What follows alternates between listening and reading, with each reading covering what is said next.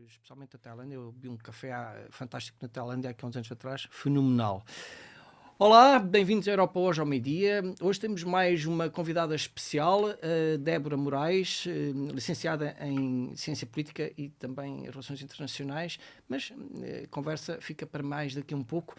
Já regressamos, até já.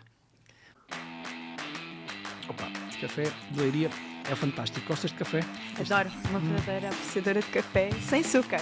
Sem açúcar.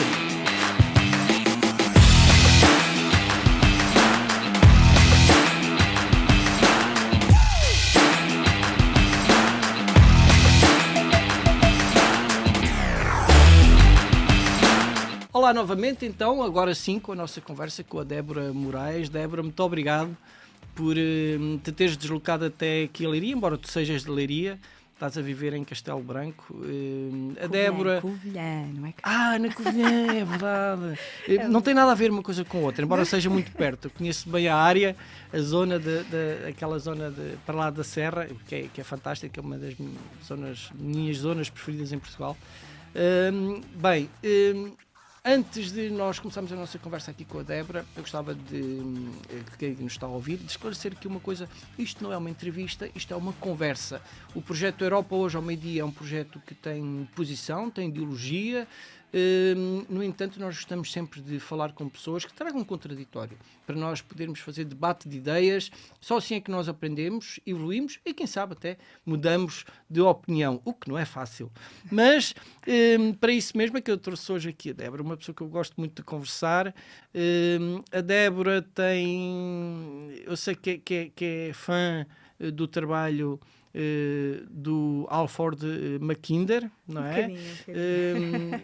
E vamos exatamente começar por aí, Débora, porque nada como não direi as últimas semanas, até os últimos dias, porque isto está a andar muito depressa, como voltar a renascer aquele que é considerado o pai da geopolítica, o Mackinder, para o atual cenário da geopolítica que estamos a viver, especialmente com esta reviravolta de opiniões e não se sabe muito bem o quê, do Trump com o Putin, ora está, ora não está, parece que está mais do que aquilo que pensávamos.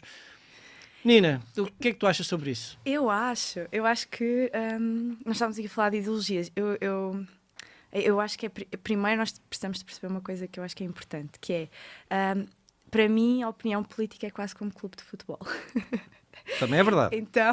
Então eu gosto de analisar de um ponto de vista analítico. Ok, o que é que está a acontecer e tentar perceber porquê. Porque a maior parte das vezes, aliás, todas as vezes tem repercussão histórica, não é? Nós temos que analisar a um longo tempo para conseguir perceber como é que os atores políticos se comportam, especialmente no quadro das relações internacionais.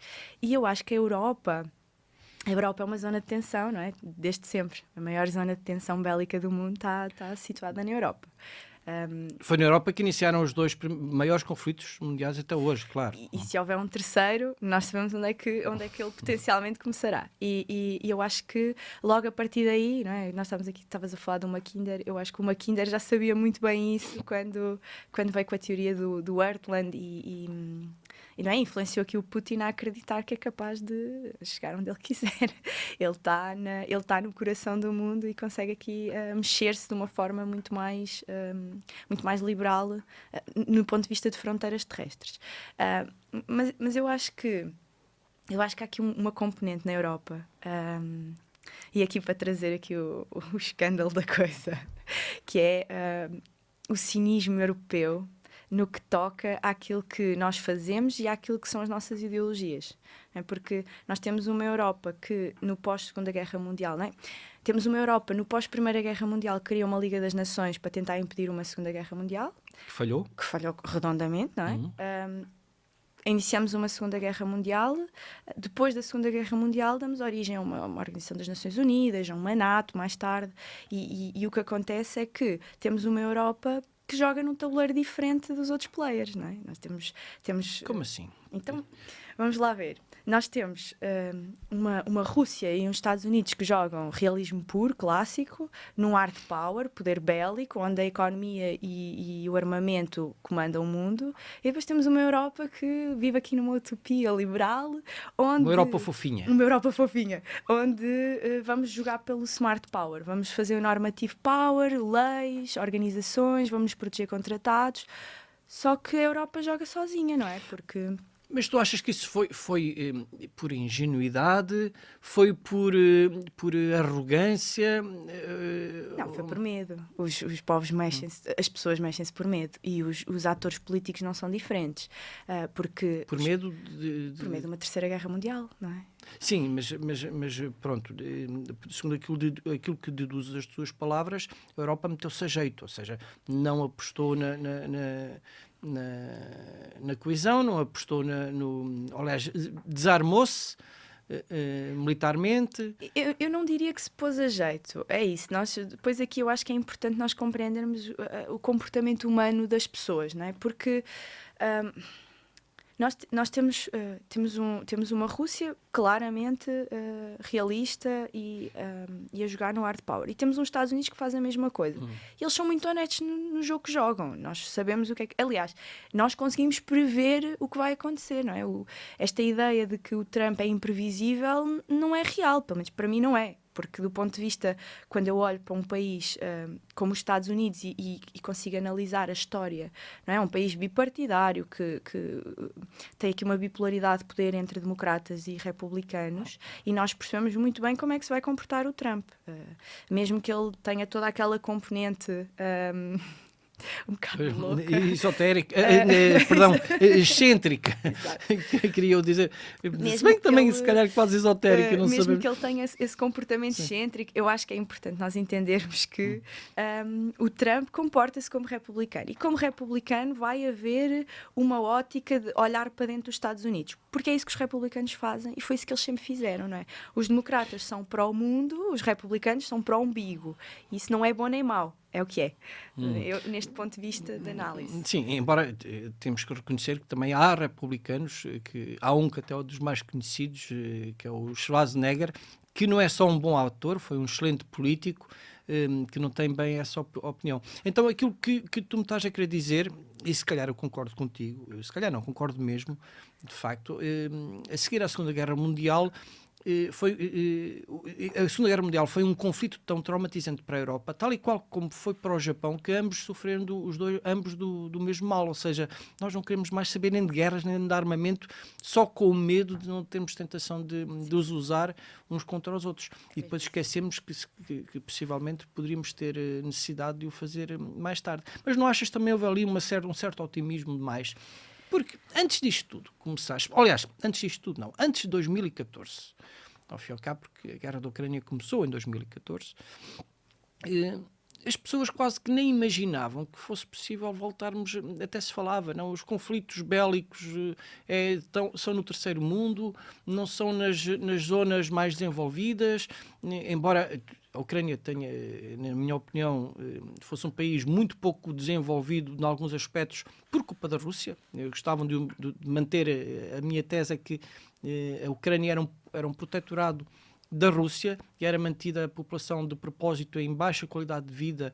Eu sei que era assim que acontecia, exatamente para haver um grande aproveitamento dos recursos naturais, que eram imensos. E não achas que foi exatamente esse otimismo exagerado que nós na Europa pensámos assim, isso já não é preciso, hoje em dia as guerras são económicas, são de influência, não tem nada a ver, já não nos vamos andar a matar aqui uns aos outros, portanto não vai ser necessário arranjarmos aqui carros blindados, aviões, mísseis, por aí fora. Eu acho que é cinismo. Eu não lhe chamaria otimismo, chamaria cinismo, porque a Europa joga muito nesse modo operante. Mas não era cinismo por parte dos decisores políticos e otimismo por parte da população que foi atrás desse cinismo político? Eu tenho uma opinião assim, um bocadinho controversa em relação àquilo que eu acho que é a opinião pública, porque infelizmente, nós queiramos ou não, a opinião pública está um bocadinho... está um bocadinho direcionada para aquilo que os mídias vão colocando como notícias e a forma como apresentam as coisas. Ou seja, a opinião pública está condicionada pela opinião publicada. Exatamente. Não é? Portanto, se calhar as tantas o otimismo pode não ter sido realista, porque as populações foram enganadas exatamente pela orientação política e porque dava jeito à Europa. Não é? Porque nós temos... É isso, eu acho que tem que haver aqui uma análise de um ponto de vista de... a Europa gosta desta utopia liberal, mas joga muito no jogo do que lhe dá jeito. Não é? E isso vê-se no Médio Oriente e no Ocidente. Porque nós temos que ter consciência do que acontece. A Rússia sempre acreditou numa URSS de volta, não é? E sempre foi assim que eles jogaram. Mas eles sempre deram isso como certo, não é? Nós sabíamos, nós não acreditarmos que eles o queriam é que foi ingenuidade da nossa parte, não é? Ou falta de vontade de ver a realidade, porque a Rússia sempre foi muito clara no que queria, os Estados Unidos também sempre foram muito claros no que queriam, todos nós sabemos o que é que eles querem. Então, o que é que acontece depois com a Europa? É que eu não sei se há aqui eu não sei se diria um positivismo ou uma ingenuidade.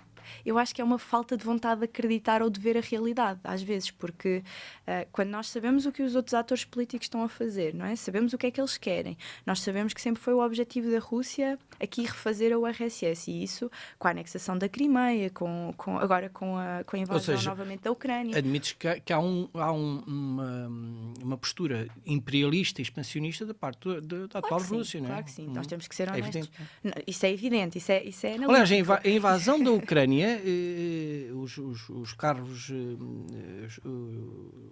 os carros de combate que entraram pela Ucrânia adentro nas primeiras horas, a maior parte deles, não direi a maior parte deles, mas muitos, havia bastantes com a bandeira da União Soviética.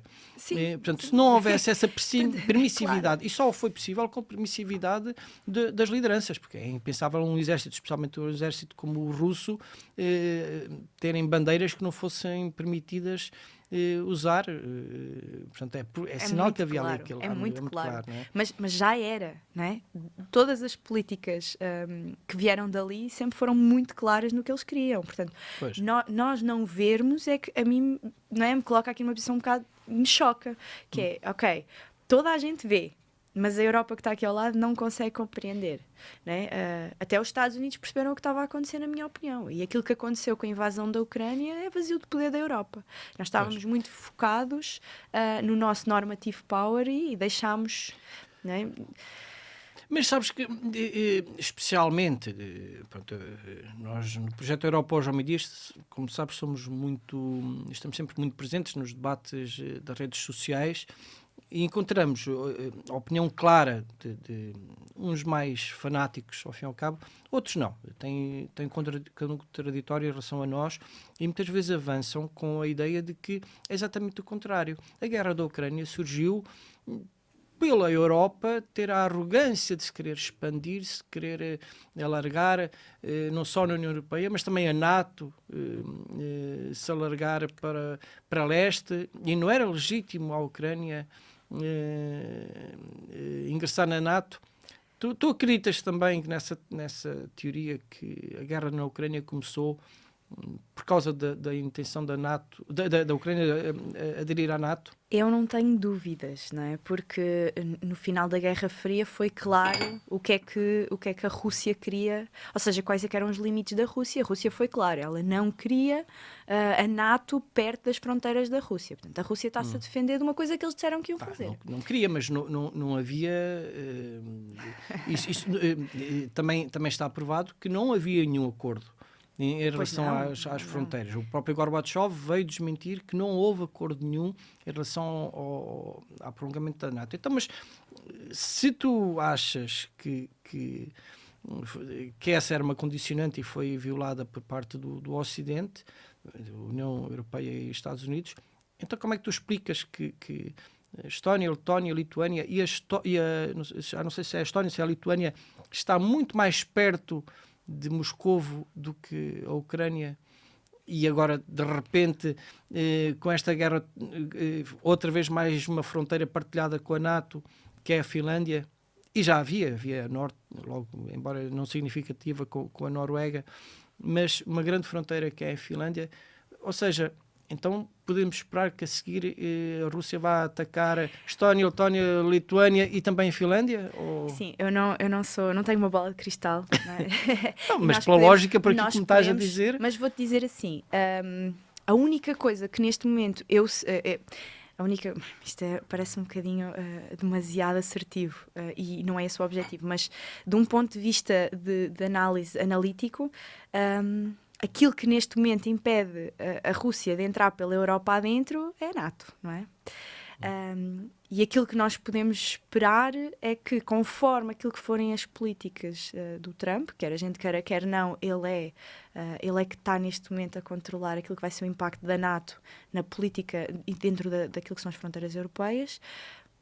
A retirada da NATO pode colocar a Europa num estado frágil, muito frágil em relação àquilo que poderá ser uma invasão da Rússia. E vamos voltar aqui, que é a Rússia e os Estados Unidos jogam num tabuleiro diferente do nosso. Nós estamos todos a jogar na mesma mesa. Mas a Rússia, se vir esse vazio de poder, pode entrar. Claro que pode. Claro que pode. E não falamos de legitimidade ou não falamos de um país que claramente joga onde o poder bélico e o poder económico ganham.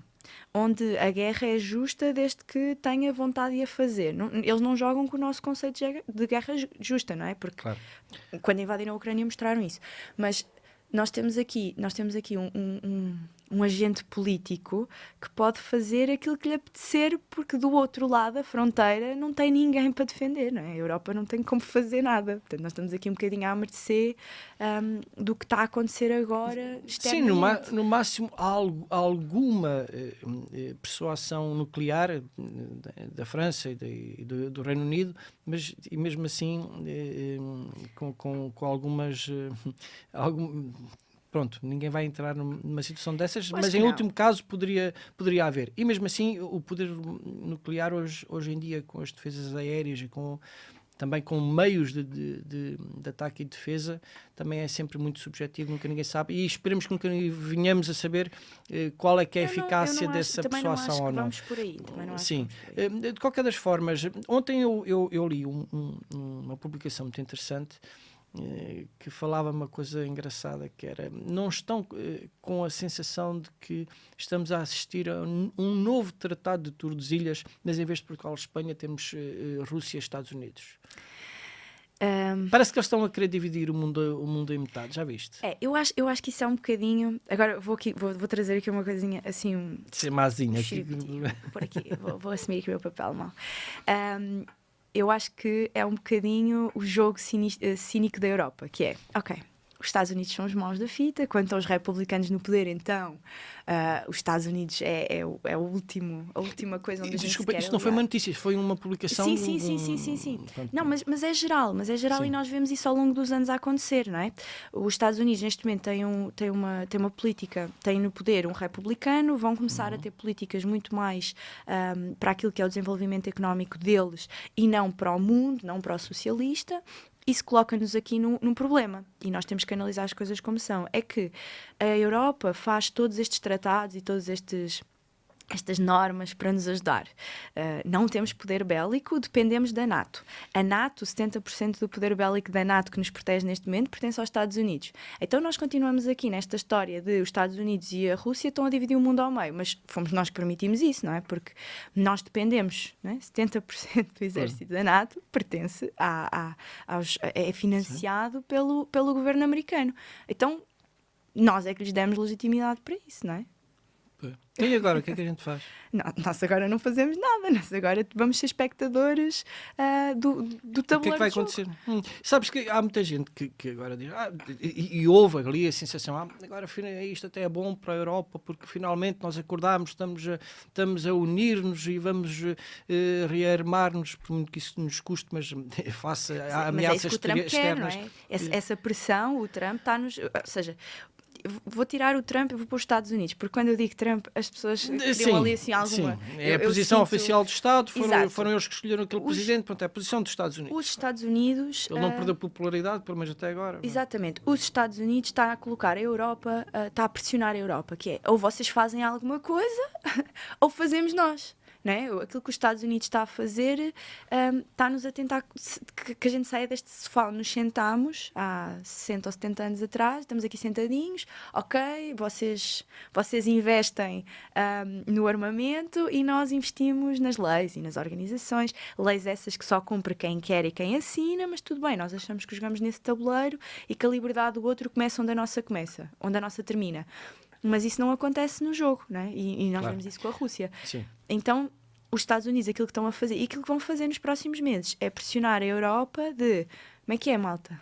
Vocês vão investir, vocês vão se proteger ou vão depender de nós? E somos nós que tomamos essa decisão. A decisão continua do nosso lado, que é ou nós nos protegemos ou nós criamos formas. E temos que deixar essa ideia utópica, porque ela não vai funcionar. Isso é muito... Não, isso cria um dilema na própria Europa, sabes? Claro. Pelo seguinte, porque, vamos lá ver, nós estamos, como tu disseste muito bem, em 70% da capacidade de resposta bélica, se calhar até mais, porque isso é mais quantificado do que qualificado, qualitativamente se calhar até é mais, nas mãos dos Estados Unidos.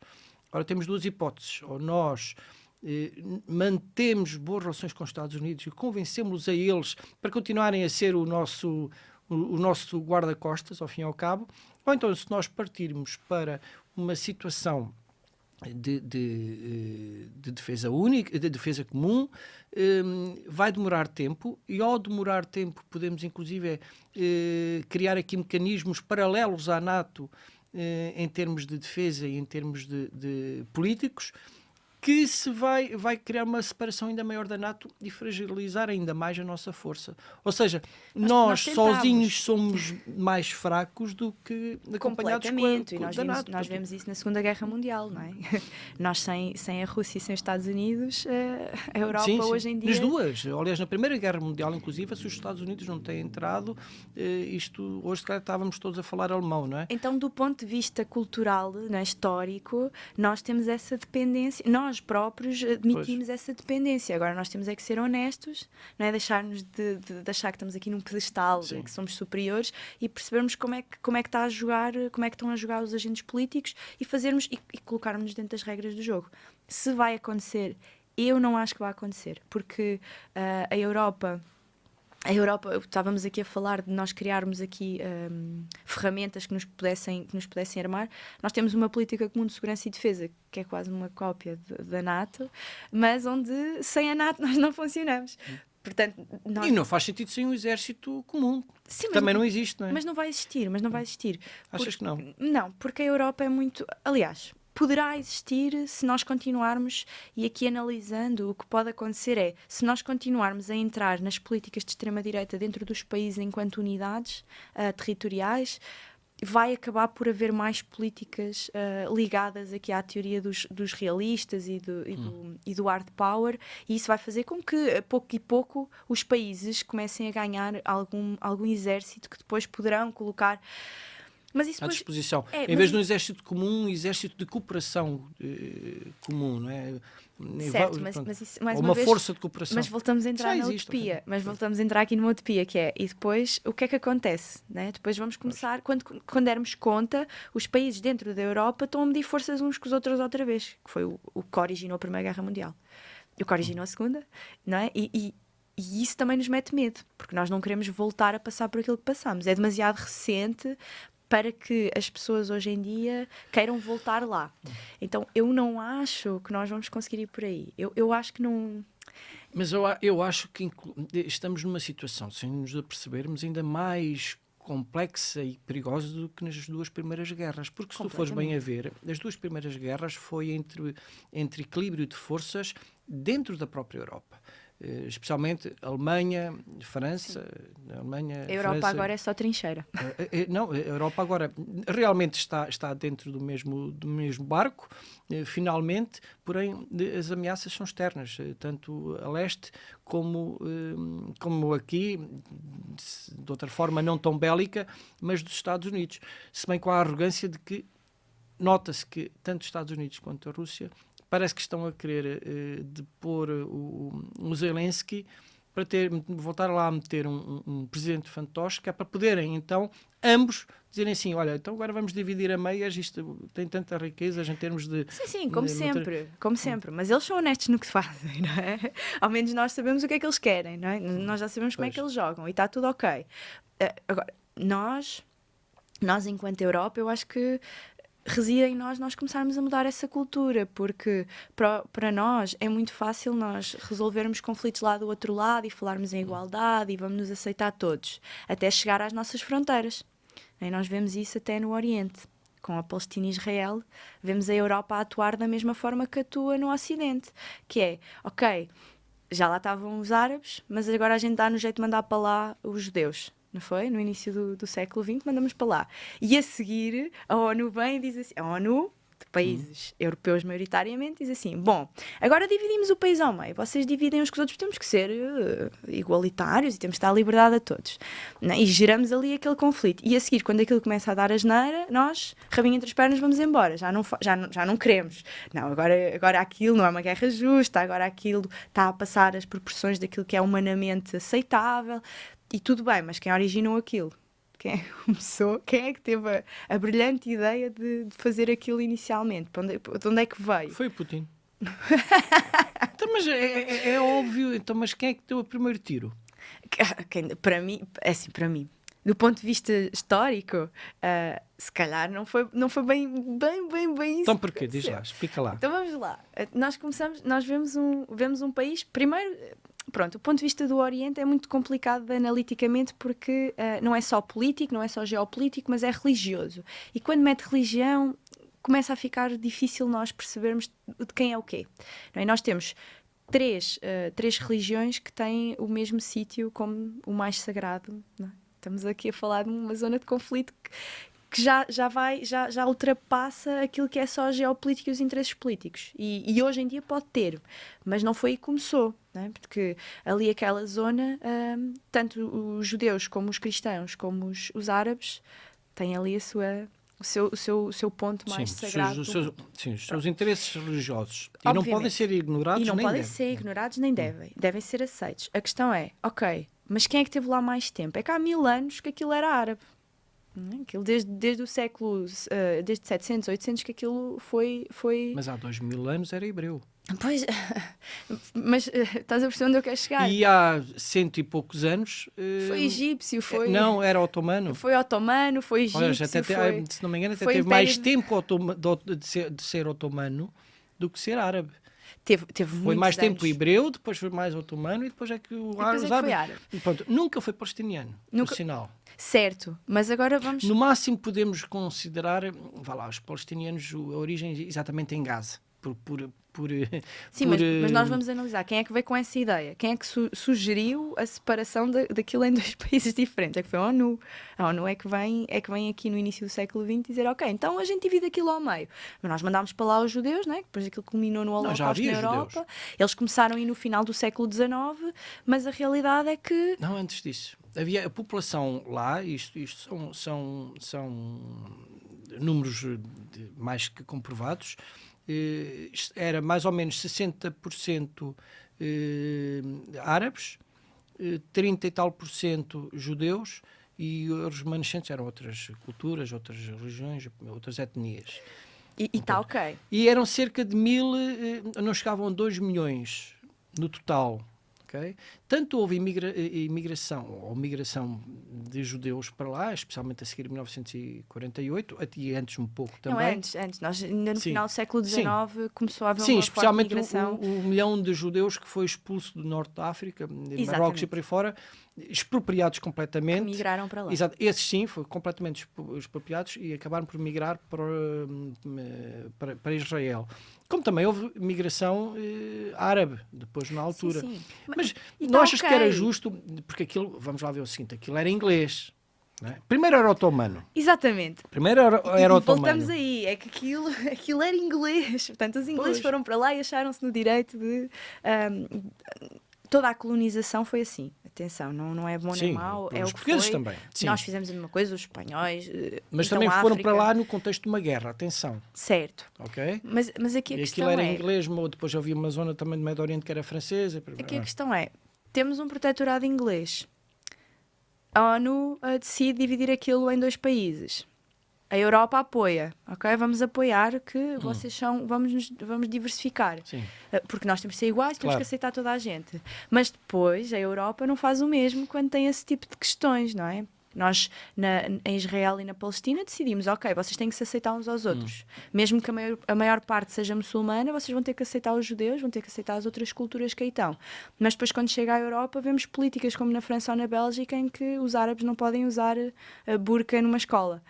Então, quer dizer, a gente aceita, mas só até onde nos dá jeito. Quando começa a implicar a nossa cultura, calma, aí já não aceitamos. Então a Europa joga muito neste jogo de... Nós queremos regras, nós queremos leis, nós inventamos coisas, mas é só onde nos dá jeito, porque... Já vamos regressar ao Médio Oriente e gostava de pegar exatamente por aí. Sabes que eu também tenho uma opinião sobre a burca. É complexo porque, exatamente por questões até de segurança, etc., a burca é mais complexo e não só. Sobre outra coisa que vamos lá chegar.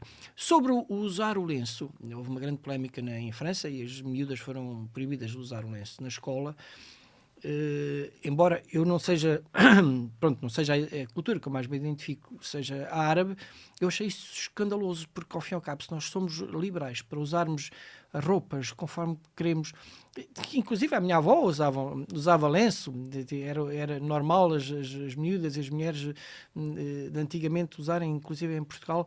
Porque é que devemos de proibir aquilo que até é cultural e elas se calhar até gostam? Em França, não é? Eu acho que tu tens toda a razão em dizer que há uma certa hipocrisia em termos de liberdade cultural. Mas fazemos isso em tudo. Mas eu coloco também o reverso da medalha, sabes? Em relação, por exemplo, à burca e até em relação ao lenço. E quantas é que será que não usam ou que usam esse género de indumentárias não porque gostam, mas porque são obrigadas? Não achas que também há um choque cultural? Porque assim, se nós formos fazer uma... Hoje como estás, não, mas se levasses uma camisola cavada, eu já fui com a minha mulher em países desses, uma camisola cavada, não podia ter os ombros à mostra, eu não podia ir de calções. E, no entanto, na Europa, nós somos liberais em relação aos direitos de género, aos direitos à liberdade religiosa, sexual, política, por aí fora, e depois muitas vezes é imposta por outras culturas quando cá chegam. Não achas isso também incorreto? Assim, eu acho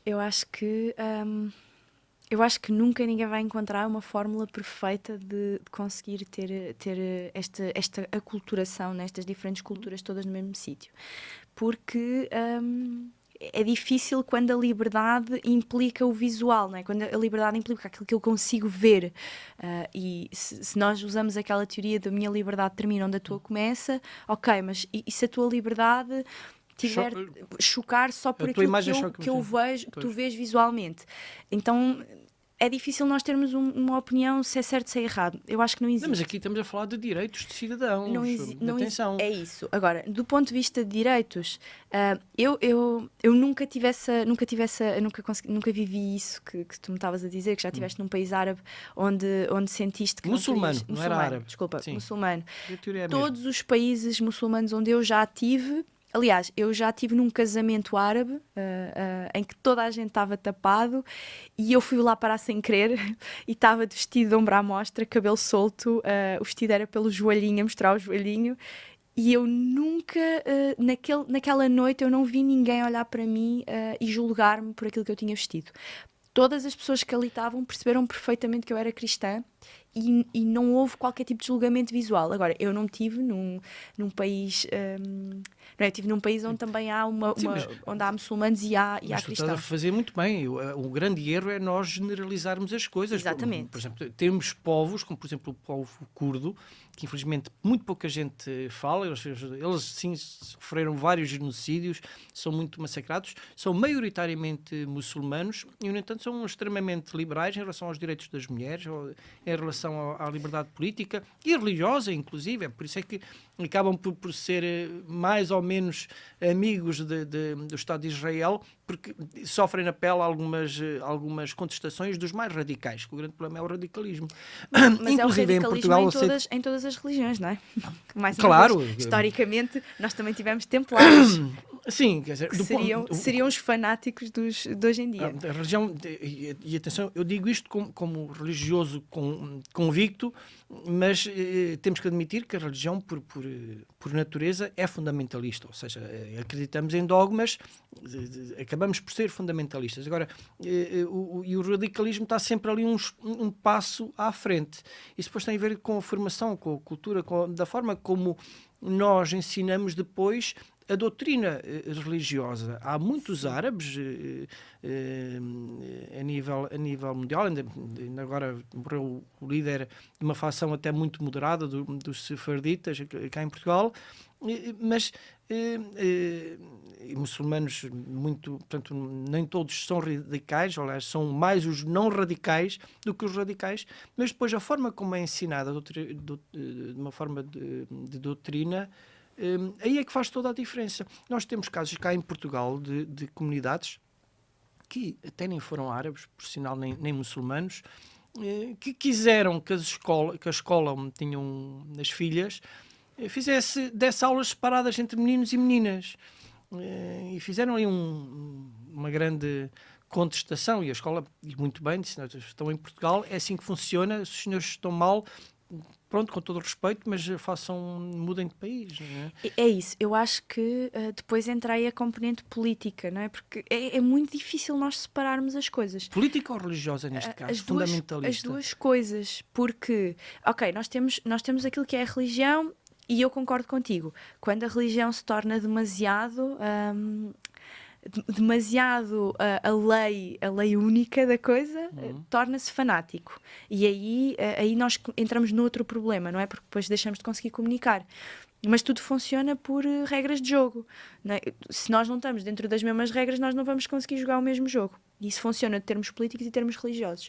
Aquilo que eu acho que acontece é que, mais uma vez, por exemplo, nós aqui em Portugal temos muito isso. Nós somos um Estado laico, segundo a nossa Constituição política. Não é? Mas até há muito pouco tempo ainda havia escolas que tinham crucifixos nas salas. Fica bem estranho, não é? Porque nós somos um Estado laico. E rezava-se o Pai Nosso e às vezes pior, a Ave Maria. E aqui eu trago Pai novamente. Nosso ainda é comum aos cristãos, a Ave Maria não é comum a todos os cristãos. Exatamente.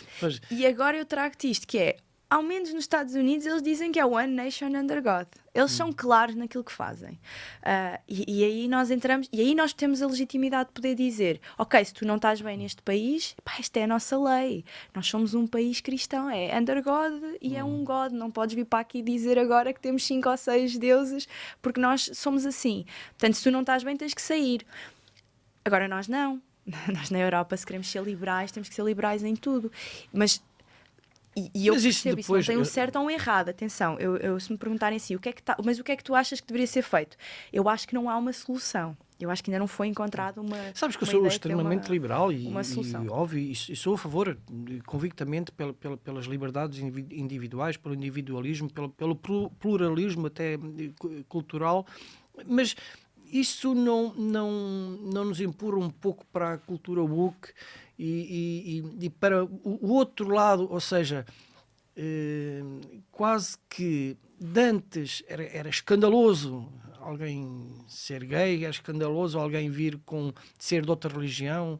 Ainda me lembro de pessoas até de família lá na terra dos meus pais dizerem assim, olha, não fales com o fulano que é protestante.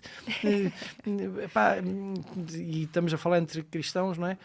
Para agora o outro lado, do género, quem se assumir cristão, quem se assumir heterossexual, quem se assumir com orgulho pela sua própria cultura, esse é que está mal, porque não deve ser completamente liberal. Não achas que estamos num 8 ou 80 que não serve a ninguém?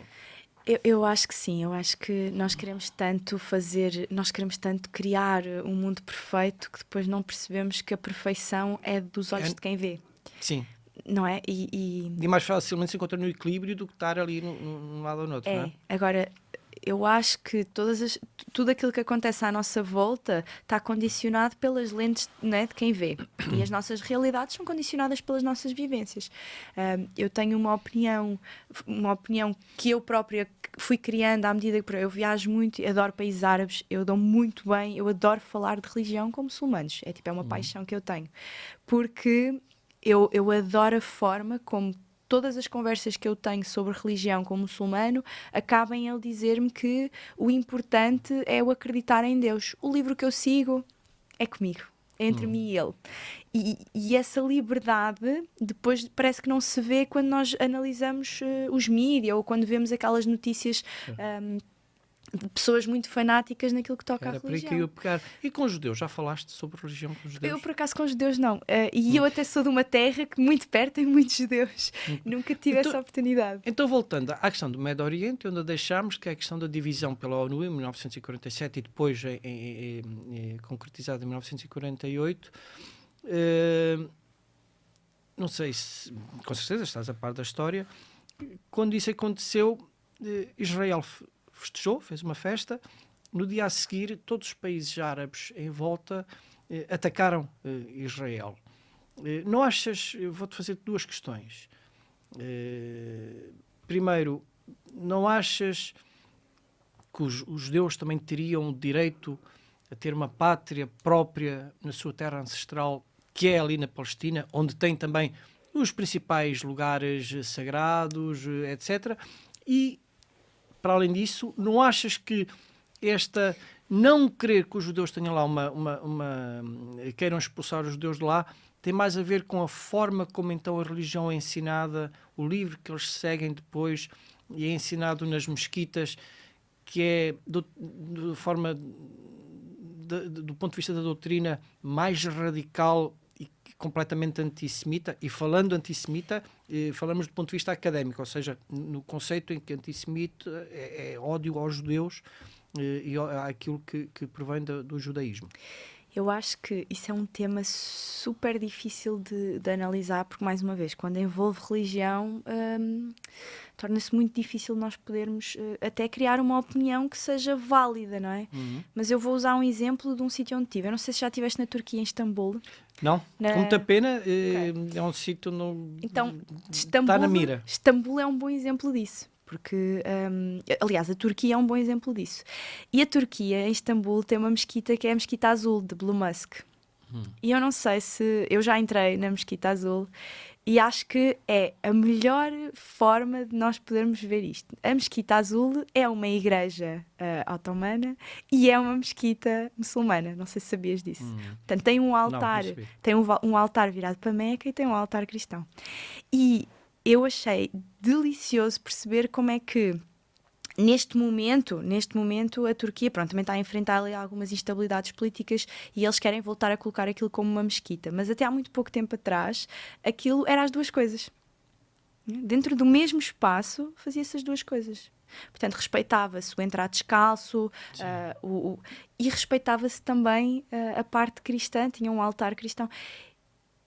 E não seria por aí que nós devíamos, não era por aí que deveríamos de entrar, porque então, no mas fundo... porque é que não, isso existe? Há locais desse género em Jerusalém, mas volta sim, volta não, há graves problemas. Porque aí vamos sempre voltar àquela parte que é, mas o fanatismo tem validade do ponto de vista religioso, não é? Porque os templários tinham direito àquilo que fizeram, ou um autoproclamado Estado Islâmico tem direito àquilo que está a fazer, não é? Dá direito à guerra. Não, se calhar não dá, não é? Se calhar não dá. Mas quando entra no fanatismo já não está a jogar o nosso jogo, não é? Porque nós pomos umas lentes do ponto de vista europeu e do ponto de vista liberal, não podemos jogar no mesmo tabuleiro de jogo de uma pessoa que é fanática religiosamente, que ela nunca vai aceitar o nosso ponto de vista. Então entramos aqui num jogo que não tem saída. E a saída é nós tornar-nos fanáticos também contra eles, que é o que está a acontecer, não é? Que é, depois vamos retaliar... Atenção, diz a história, não é a opinião minha, tirando as questões civis, não é? Porque em termos civis também há uma facção da sociedade israelita que é fanática, tão fanática e e radical quanto os radicais islâmicos. Odeiam-se. Costuma-se até dizer por brincadeira que os árabes radicais odeiam os judeus radicais odeiam os árabes radicais e ambos odeiam os cristãos. Portanto, portanto, normalmente é isso. Mas não corresponde de forma alguma à posição oficial de Israel e à grande maioria das pessoas. Até porque há muitas pessoas em Israel que inclusive até são ateus. Respeitam, portanto, não é por aí. Não é um país laico como o nosso do ponto de vista constitucional, embora não tenha uma constituição, mas a lei fundamental de Israel prevê que é um Estado judaico, mas prevê a liberdade religiosa, a liberdade sexual, a liberdade de expressão e para além disso, até constitui o dever de hospedagem, que é um costume judaico. E há algo que muita gente não sabe. Dentro de Israel, já estou aqui a tentar lançar um mote para o contraditório, que eu já estou a ver que se calhar tem daí e seria muito interessante ouvir-te. Dentro de Israel, dos cidadãos israelitas, são mais ou menos 10 milhões como os portugueses, 20%, ou seja, cerca de 2 milhões, são de etnia palestiniana, que é o sítio onde eles têm, em todo o Médio Oriente, incluindo Cisjordânia, Gaza, especialmente esses, e até os países em volta, onde tem mais liberdade, onde tem mais oportunidades de igualdade de oportunidades, os mesmos direitos que os judeus, as mulheres têm, por lei, a mesma igualdade de género, e exatamente por causa disso, Israel, na zona de Jerusalém que está a controlar, há zonas que são comuns em termos, do ponto de vista religioso, com os árabes, com os muçulmanos, para ser mais rigoroso. E o que é que eles fizeram?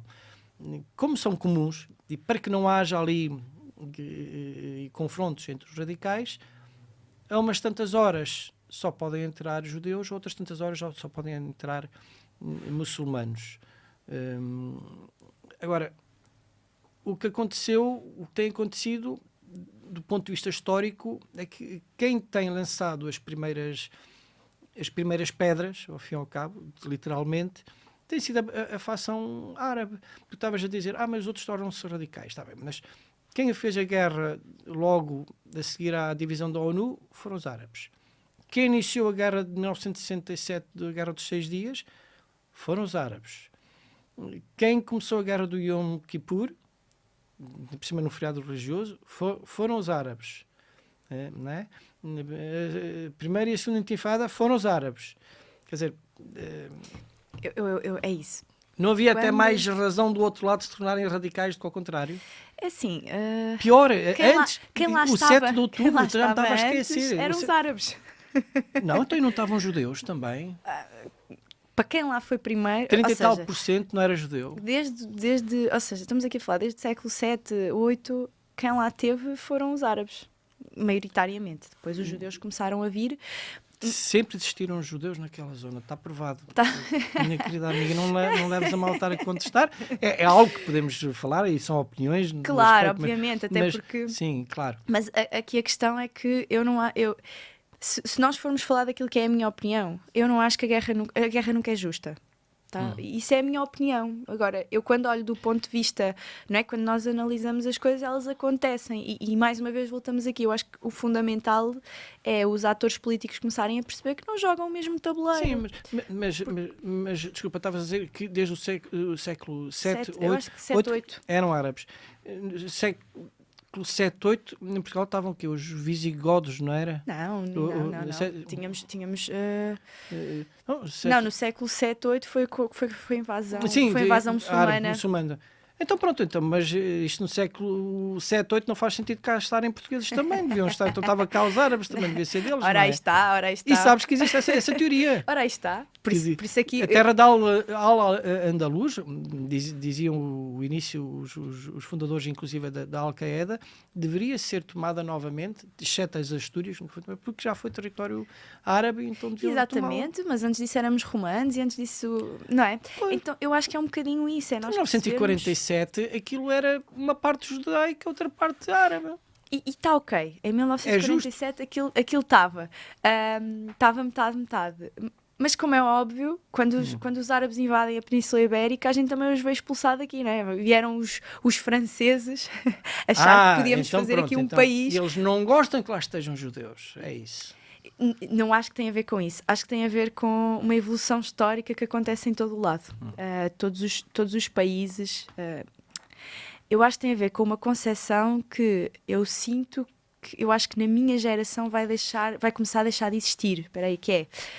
Eu não sou filha de Portugal, eu sou filha do mundo. E é isso que falta quando nós começamos a ver o nacionalismo aparecer e estas guerras terminam, quando nós percebermos que o mundo é de todos. Não é? Só que isto é utopia, não é? Aquilo que eu acho, aquilo que eu sinto, aquilo que é a minha opinião, que é, eu sou filha do mundo, eu se quiser ir viver para a África, eu só espero ser bem-vinda lá, porque eu também sou filha, não é? E geneticamente, se nós formos ver os nossos antepassados, nós vimos de todos os lados. E falta um bocadinho essa compreensão. Mas isso é a minha opinião. Agora, isso vai acontecer? Não vai. Não vai. Isso é uma opinião completamente utópica da vida. Não vai acontecer. Não quer dizer que não fosse aquilo que eu sentiria que deveria de acontecer. Se me perguntares assim, Débora, o que é que tu achas que devia de acontecer? As pessoas iam perceber que fronteiras terrestres é uma treta inventada pelos homens. Agora, não é o que acontece. Eu concordo com isso e gostava que o mundo fosse assim. Aliás, eu acho que as pessoas deviam poder viver...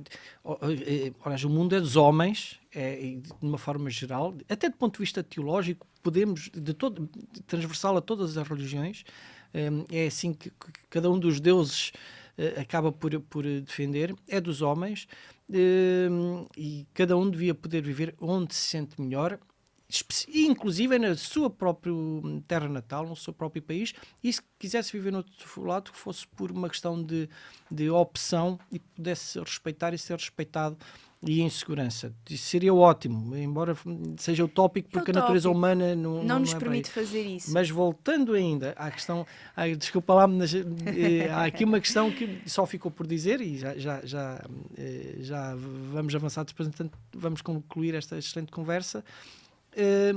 Então, mas se tu achas que de facto aquilo devia ser árabe, não é? Porque estavam lá árabes, então porque é que não ficaram? Não devia ser. É que assim, não estavam lá árabes, não estavam lá palestinianos.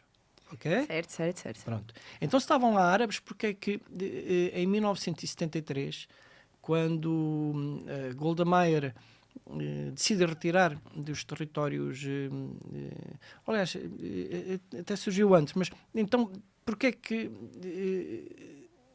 na sequência dessa guerra Israel pediu para o Egito ficar com Gaza e a Jordânia ficar com a Cisjordânia e eles não quiseram?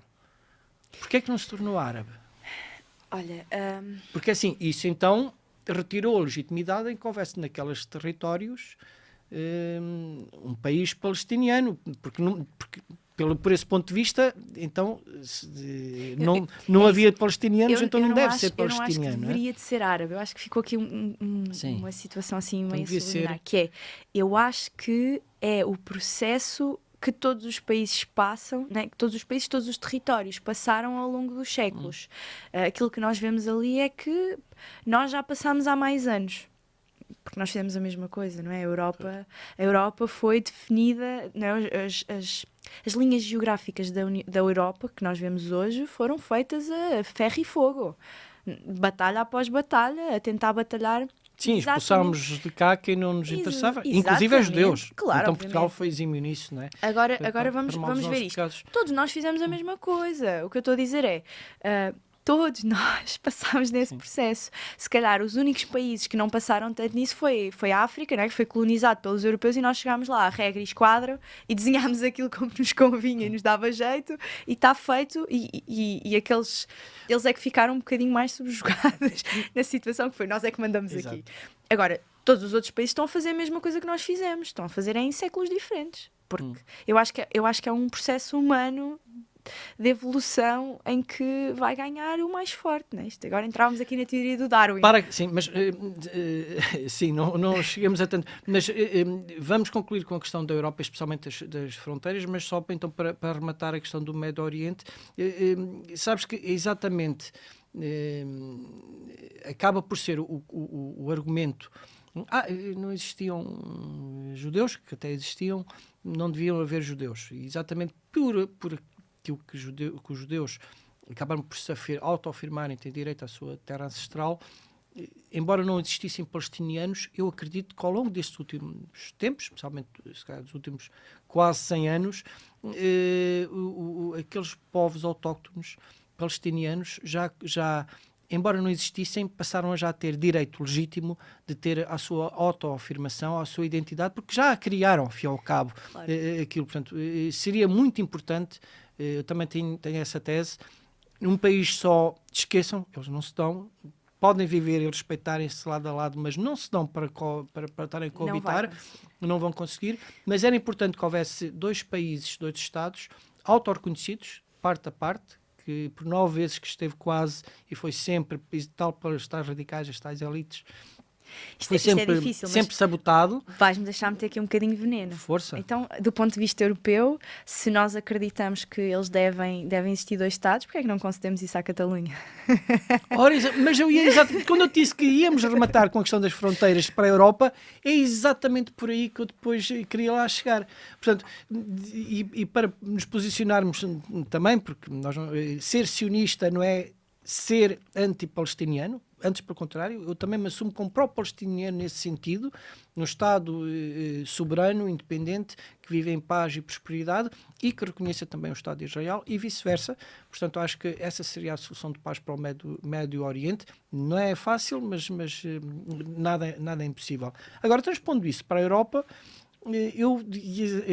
aliás, na Europa, hoje ao meio-dia, já há muitos anos atrás, que cheguei a escrever um artigo exatamente sobre isso,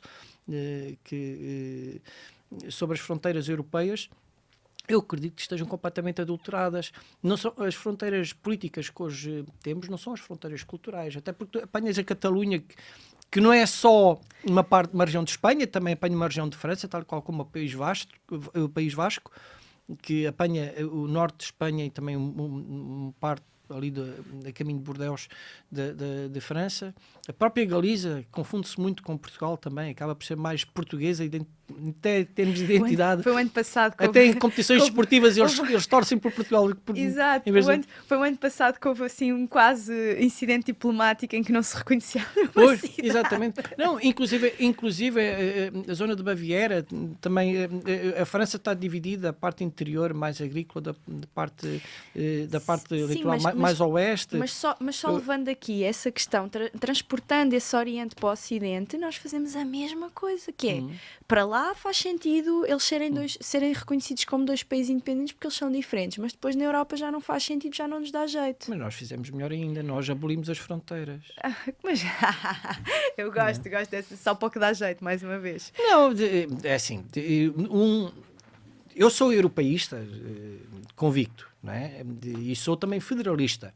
Eu acredito num governo central federal europeu, obviamente, sendo um Estado federal, cada Estado teria a sua autonomia, não totalmente independência, mas a sua autonomia dentro da própria Federação.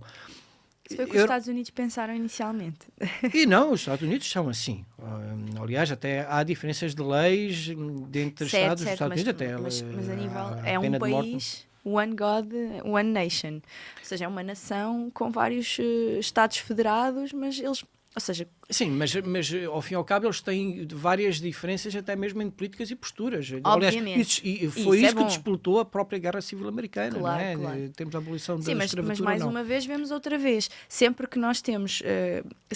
Sempre que nós tentamos colocar toda a gente dentro do mesmo balde, as pessoas começam-se a separar, não é? Eu não sei se já tiveste essa oportunidade de ver a realidade americana lá, mas o Texas é altamente independentista. Ninguém no Texas diz que está nos Estados Unidos. Não, vocês estão no Texas. Os Estados Unidos é lá do outro lado. Aqui é o e até Texas. a própria Califórnia, ao fim e ao cabo, sim. Então até eles começam a ter estas ideias mais independentistas, porque isso depois vem da componente do comportamento humano, que é o ser humano gosta de... da sua própria identidade. É bairrista por natureza. Exatamente. Não é? Mas além de ser bairrista, nós gostamos do poder.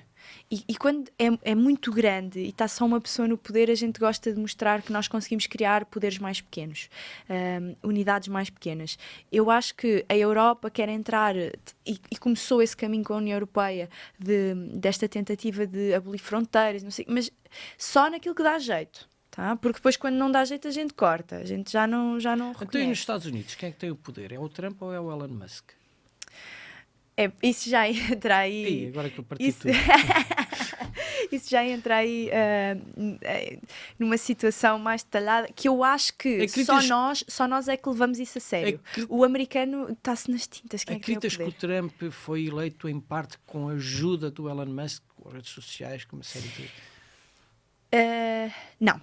Eu vou dizer Não? porquê. Eu vou dizer porquê. Porque há 2 anos atrás, aliás, há 4 anos atrás, nós já sabíamos, de um ponto de vista analítico, que quem ia ganhar as eleições era um republicano.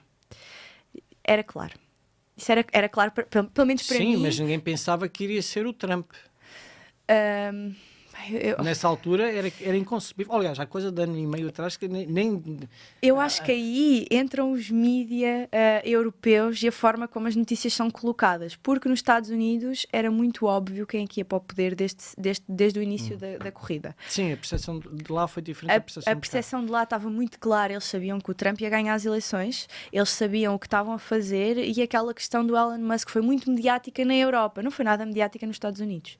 Eu acho que há esta diferença daquilo que são as percepções da realidade, porque eu estive nos Estados Unidos um mês em novembro, portanto, eu fui na semana a seguir às eleições americanas, tive a oportunidade de estar com pessoas do Texas, com pessoas da Califórnia, Hawaii, portanto, Las Vegas, portanto, estamos aqui a falar de estados que são diferentes do ponto de vista da opinião política, estados mais democratas e estados mais republicanos, e eles todos estavam muito alinhados quem é que ia ganhar as eleições. Portanto, não havia aqui... Mas não achas que houve uma grande... Aliás, já, não só com o Trump, o próprio Barack Obama teve uma grande ajuda do trabalho feito nas redes sociais, especialmente no Facebook, para ser eleito.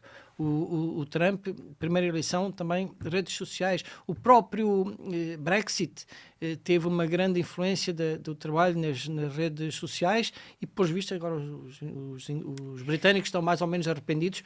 Os escoceses sempre tiveram, mas os britânicos estão mais ou menos arrependidos em relação a isso.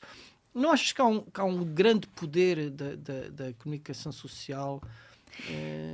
Eu não vou descredibilizar esse poder, eu acho que sim. De eleger e fazer eleitos, ou então de não eleger, que às vezes há uma coisa importante, e agora estamos num momento, não vamos entrar para aí, não vamos ter tempo, não te fosse massacrar mais, mas seria interessante, fica já o convite feito para uma próxima oportunidade sobre política nacional. Estamos num momento porque as redes sociais não estão a enaltecer ninguém, não estão a conseguir em Portugal, em termos políticos ou partidários, mas estão a fazer uma coisa que é quase o mesmo. Estão a atacar e a estar completamente abaixo todos os outros que fizeram mal, não é? É o mesmo que termos um jogo de futebol e o presidente do clube dizer assim, eu não paguei ao árbitro para me beneficiar, mas pode ter pago ao árbitro para prejudicar a outra equipa, que é uma coisa completamente diferente. Aí eu acho que nós entramos num... Aí vamos entrar aqui, que eu acho que é um bocadinho o degredo do século XXI, que é, parece que, como é mais fácil deitar abaixo, a gente manda para baixo do caminhão qualquer coisa, né? Sacudimos lá para baixo, barremos para baixo, e está ok. Eu não acho... Ou será que nós acreditamos em tudo e mais alguma coisa? Nós acreditamos no homem que mordeu o cão e para nós, se for ao contrário, não tem... Infelizmente, eu acho que é isso mesmo. Eu acho que quer a nível nacional, quer a nível mundial, cada vez mais nós estamos a entrar numa era de... Eu quero ter cuidado no que digo. Não quero... Estás à vontade, que é assim, nós não cortamos nada e estamos a borrifar para o algoritmo. Ok, se isto der... Eu acho que estamos aqui a cultivar a ignorância pública.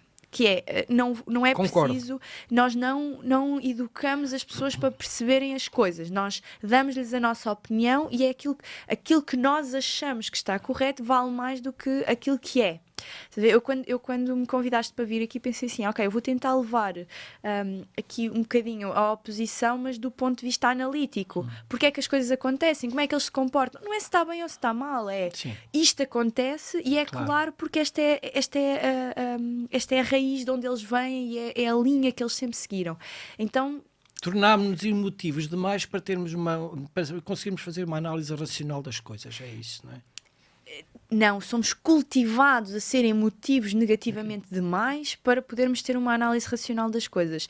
Sempre que nós colocamos, eu por acaso tive a oportunidade de fazer muito esse exercício, porque, como tu disseste no início, eu sou licenciada em Ciência Política e Relações Internacionais, e nós tínhamos uma cadeira sobre mídia. E claramente, em Portugal, assim, num contexto muito grande, os mídias influenciam a opinião pública. É muito raro nós conseguimos ver notícias de jornal ou de televisão que sejam imparciais e que digam assim, isto aconteceu, né? Isto foi acontecer porque... E então os próprios mídias já colocam lá muito a sua opinião. Então, as pessoas que não têm acesso a esta informação, que também não são cultivados a procurar esta informação, ok? Não são autodidatas a fazê-lo, vão buscar a opinião daquilo que vem, do que é mais fácil. E aí sim, nós entramos num mundo onde cada vez mais cultivamos a ignorância pública, que é o que dá jeito, a gente coloca lá, as pessoas falam todas do mesmo e nós controlamos a opinião. Mas não é só isso, também há fake news escandalosas. Obviamente. Escandalosas. Da Ucrânia, já não vamos regressar à Ucrânia, senão não saímos daqui mais ainda, mas eu tenho um grande amigo, e eu tenho uma pessoa extremamente inteligente, esclarecida, que há bem pouco tempo me disse, pois, a questão de Israel, eu sei que tu tens lá, assim, sou, mas não sou contra a outra parte. Então, se não és contra a outra parte, como é que tu aceitas que eles eram ocupantes, eles são ocupadores da terra? Não sei o quê. E eu perguntei-lhe, então, explica-me em Gaza, antes do 7 de outubro de 2023, qual era a parte de Gaza que Israel estava a ocupar. Então, os colonatos! Mas não havia colonatos em Gaza. 2004, 2005 foram retirados unilateralmente, por vontade, também nas coisas dos acordos de Oslo, foram retirados completamente de Gaza. Não, isso não é mentira, porque eu ouvi, não sei aonde, a ONU, não sei das quantas, mas isso está, não é histórico. Mas achas que eles não tinham razão? Daquilo que tu leste é fake news. Eu lembro-me também na altura do Passos Coelho, quando foi a questão da Troika, as pessoas estavam completamente revoltadas e depois meteram no Facebook o carro de Passos Coelho era um carro que nem sequer havia registrado cá em Portugal, e compraram não sei quantos veículos para os ministros, não sei quantas as pessoas é que pagavam, quando uma grande parte até foi para as forças de segurança, etc. As fake news, às vezes não é uma questão de deixar e orientar a opinião pública naquele sentido. Às vezes é escandalosamente uma mentira que corre o mundo, não é? Aliás, o próprio polígrafo acho que faz um trabalho excepcional em ir à procura de desmentir muita parte dos fake news, mas até já meteram em causa que o polígrafo não é verdadeiro, que aquilo afinal é uma fake news. Quer dizer, chegamos a esse ponto. E vamos continuar, porque a liberdade depois tem estes problemas, estes desafios, que é, se é livre, não vamos impedir de fazer, então vamos retirar a liberdade. Sim, mas lá está. Mas não achas que ter liberdade de expressão é uma coisa? Ter desonestidade de expressão é outra completamente diferente. Sim, completamente. Porque ao estar a condicionar a liberdade de expressão... Eu nem acho que seja... eu nem acho que esteja a ver com liberdade de expressão. Já só estamos a falar de liberdade. Né? A minha liberdade é eu poder dizer e fazer aquilo que eu quiser. Isto depois tinha implicâncias para estarmos aqui horas. Exatamente, porque então isso seria dar razão àquelas pessoas que dizem, eu posso manifestar-me do ponto de vista neonazi, fazer as expressões que eu quiser e dizer a opinião que eu quiser. No fundo, se calhar até pode, mas vamos lá ver o seguinte, mas será que isso não está a colocar em causa não só a liberdade dos outros, também influenciar do ponto de vista ideológico certas franjas da sociedade que possam levar a criar perigo até de vida para outras pessoas? Não duvido que isso aconteça, mas esse é o caminho da liberdade. Ou seja, é porque ele não é unilateral, não é? Ele é difícil nós termos... Era aquilo que eu dizia no início. É muito difícil nós sabermos o que está certo e o que está errado. Porque o que está certo para mim pode não estar certo para o outro. E eu condicionar aquilo que está certo para mim e fazê-lo estar certo para o outro vai-lhe retirar a liberdade. Então já não somos livres. Então a liberdade é uma coisa muito utópica. nós temos que perceber, e a ideia aqui é que as pessoas comecem a ter essa consciência. Nós não somos livres, não vamos ser livres, porque no dia em que formos livres, todos podemos matar todos. Somos livres de o fazer. Há uma expressão que é sempre erradamente atribuída à pessoa certa, que digo eu, que é: eu defendo com a minha própria vida o teu direito de discordares de mim. Eu também acredito nisso, mas depois costuma-se dizer por brincadeira, depois há a anedota, e o outro respondeu assim: então eu defendo que tu te cales. Portanto, isso seria, já concordas comigo. Portanto, o equilíbrio, no equilíbrio é que está, e na formação e na educação, porque as crianças se não me engano, da Finlândia, têm na própria escola, têm não darei uma cadeira, mas pelo menos uma parte do seu currículo é ensiná-las a distinguir as fake news, a informação da desinformação, e nós devíamos começar a educar as nossas crianças a fazer essa distinção, que é real ou não. Mais do que isso, eu acho que nós devemos aí entramos numa parte aqui mais nacional. Eu acho que é importante as pessoas começarem a perceber onde é que vão buscar a informação. Mais do que nós sabermos o que é uma fake news, do que não é onde é que eu vou buscar a informação, o que é uma fonte segura de informação. E isso falta muito, não é? Porque nós vamos para a escola, aprendemos a história de Portugal e como é que fomos o maior império da história do mundo, aprendemos a fazer contas, que hoje em dia acho que a calculadora, não vou entrar aí, mas depois não ensinamos as coisas básicas. A maior parte dos portugueses vota e nem sabe o que está a fazer. Ou seja, vota por filiações partidárias, clubismo partidário, como eu lhe chamo, né? É como o clube de futebol. O meu pai já é. Eu acredito que se perguntares à maior parte dos socialistas o que é o socialismo, não sabe responder. E a maior parte dos sociais-democratas também não sabem. Não sabem. Os comunistas, acho que ainda, mesmo assim, são dos estão mais ou menos bem esclarecidos, só que mesmo assim acabam por também ter uma visão um pouco adulterada do próprio comunismo e até do marxismo por aí fora, mas na realidade as pessoas não sabem. E inclusive pensam que estão a votar nas legislativas para escolher um primeiro-ministro, que também não estão. É isso. É isso, eu acho que é isso que as pessoas têm que ter consciência. E as pessoas não têm. As pessoas nem sequer têm consciência dos direitos que têm ou daquilo que vale o voto da pessoa. A pessoa não sabe qual é a diferença entre fazer um voto nulo ou um voto branco ou uma abstinência. Não sabem, né? A pessoa abstém-se de ir votar e ela nem sabe qual é o impacto que isso tem. A pessoa vota nulo ou vota branco e não sabe qual é a diferença. Então eu acho que há uma falta de... Se bem que do ponto de vista eleitoral é exatamente a mesma coisa. O mesmo efeito. Pronto, do ponto de vista da opinião, consideram-se a abstenção, concordo com todos, o voto nulo não concordo com nenhum. Bem, amiga, olha, a conversa está ótima, nós podíamos estar aqui já o dia inteiro, alongámos até mais do que aquilo que estávamos à espera. Fica já convidada para uma próxima vez, uma próxima oportunidade, vês aqui novamente, é um gosto de falar contigo, tens ideias fantásticas, tens algo muito bom que nós queremos, trazes um ponto de vista um pouco diferente e que nos obriga a pensar e obriga a ter aqui debate, que é isso que também nós queremos. Débora, até uma próxima. Muito obrigado. Muito obrigada. Muito obrigada por me receberes aqui. Ora, é um gosto. E para um cafezinho, que estava ótimo logo no início.